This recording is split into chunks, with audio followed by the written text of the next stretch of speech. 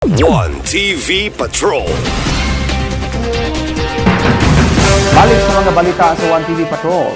Suporta sa Asenso Ozamis Administration ni Police Major Dennis Piñastano nagpadayon.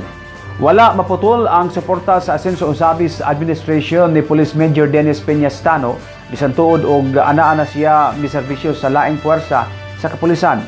Nagkadayon si Police Major Dennis Piñastano nga wala mausab ang suporta sa Asenso Ozamis Administration, labi na ni Mayor Indy Waminal apil na ang mga sakop sa konseho. Gumikan kay ang mga patrol vehicle man ang backbone o dugukan sa tulmanon sa 2nd PMFC, nagpadayon ang fuel support sa kagamhanang lokal. Sa wala masayo dugang pagpasabot ni Police Major Dennis Piñastano nga ang 2nd PMFC dili lang simple nga support force sa mga MPS o CPS. Apan sila ang naghatag og dugang seguridad kung adunay high value individual nga mutambong og hearing sa korte. Paghatag og seguridad sa mga lokal og national figure nga mobisita sa probinsya.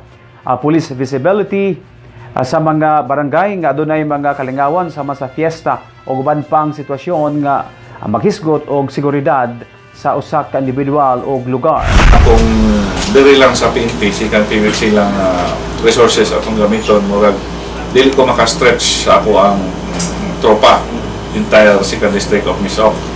But with the support of the local government unit of Ozamis City through Mayor Indy Waminal, gi-providean ta og fuel para sa atong mga patrol cars. And aside from that, repairs and maintenance sa atong patrol cars provided sa LGU of Ozamis. So, mas napagaan ang ato ang trabaho.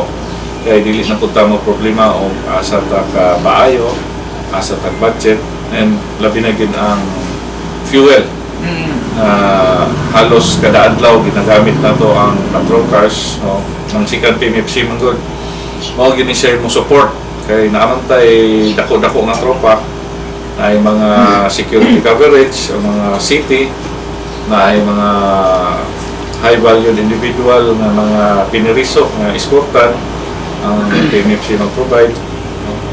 Then ay mga dagko nga mga activities like festa na ang 2nd PMFC. So almost every day natay augmentation from different police stations sa 2nd District sa Misamis Occidental. One TV Patrol.